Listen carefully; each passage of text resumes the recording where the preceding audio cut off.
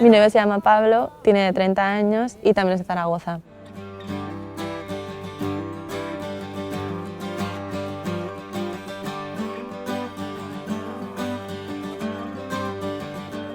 La zona donde vivimos es un barrio cercano al centro de Berlín, pero al vivir aquí en este barrio que se llama Friedrichshain hacemos mucha vida también aquí.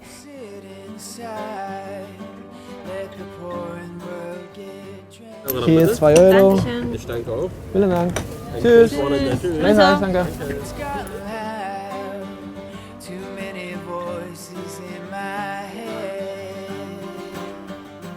Nos conocimos en la biblioteca.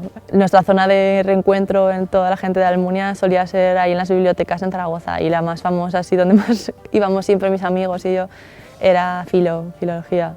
Y ahí más o menos lo empecé a ver porque él era más mayor, y entonces ahí ya coincidíamos y ahí lo conocí. Pues a mí Elena fue muy importante que ella dio el paso de venir aquí conmigo, y eso estaré siempre agradecido porque fue en ese momento ya marcó el resto de nuestro camino, y desde entonces pues aquí somos muy felices, tenemos todo lo que queremos. Aquí no tenéis borraja. No, aquí borrajas nada. Está ya bien, ¿eh? Aquí Se echa de menos. sí. Pero bueno, tenemos calabazas, tenemos una pinta. Conformamos con calabazas. Pues alguna vez hemos hablado de volver algún día a Zaragoza, pero la verdad es que no está nada claro. Estamos aquí los dos fijos con trabajo y eso es difícil, porque llegaríamos allí y no tendríamos nada. Pero vamos, algún día yo creo que sí, algún día volveremos.